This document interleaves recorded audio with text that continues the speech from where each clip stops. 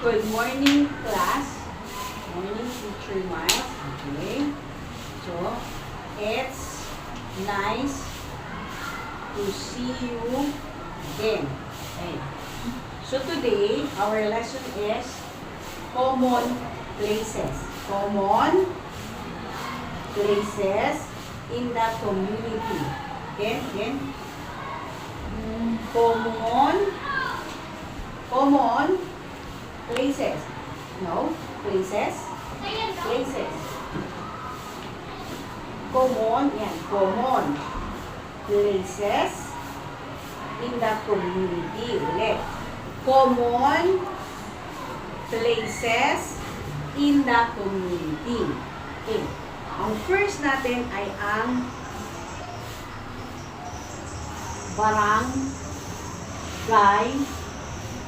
hall. Okay. Barangay hall, nakaganto. Letter B. Then, iikot, magiging Y. Okay. Barangay hall. May building. Ulit. Barangay hall. Ayo. Barangay hall. Okay. Next is lungsod or city in English. Same lang siya sa ASL. Very good. Ganyan lang. City. Okay. Okay.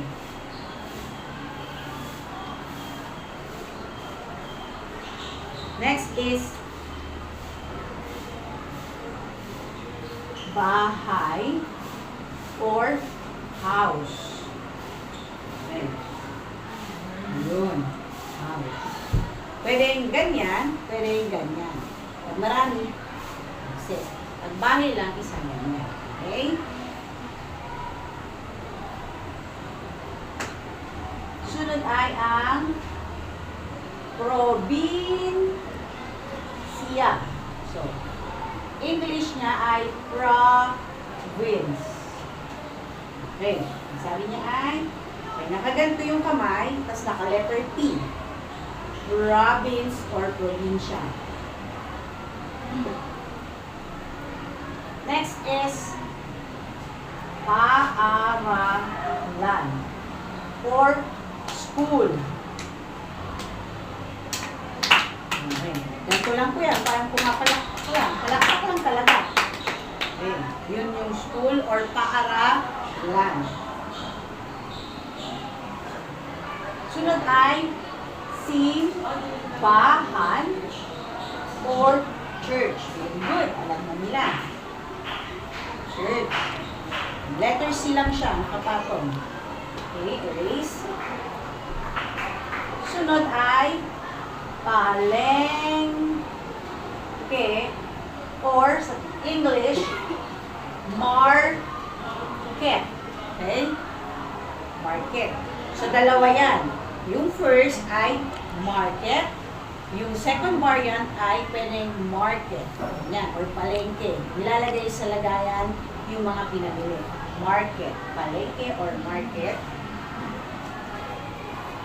Ang susunod ay ang tinatawag na parke or sa English ay playground. One word.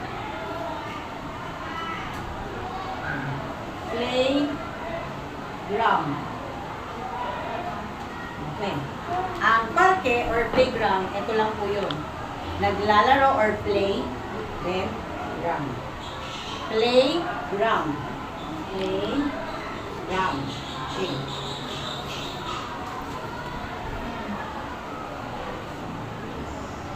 Next is tulay. Yung playground, pwede rin park or pwede rin parke. Tulay. Then, bridge. Very good. Ganyan lang. Then, okay. Base. Sunod ay botika.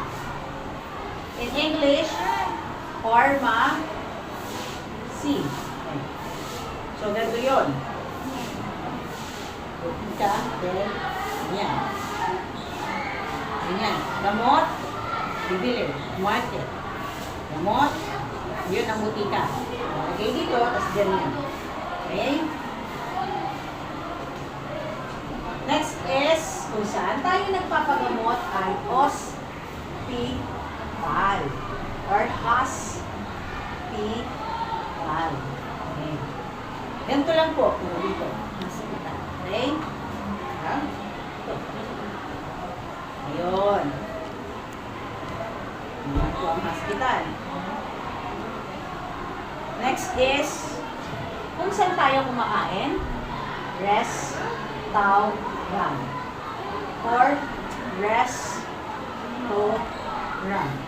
Okay. Parang nagpunas lang ng tissue. Parang ganito nga lang yun eh. Parang punas tissue. Okay? Kasi, pagka may kapareho to, kapag yung color red, diba? Ito naman pag ganyan. Pag red, ganyan. Okay, ito, restaurant, parang nagpupunas ka dito sa gilid. Okay? Okay na? Alright, wait lang, wait. Ang reason, kaya ako tinuturo ito, kasi dapat maintindihan din nila yung FSL. Pag sinabing FSL, Filipino Sign Language. Ulit, ano yung sabihin ng FSL? Filipino Sign Language. Para pag nabasa nila sa paligid, dito sa Pilipinas, alam nila na same lang yung restaurant at restaurant. Restaurant at restaurant, paaralan at school.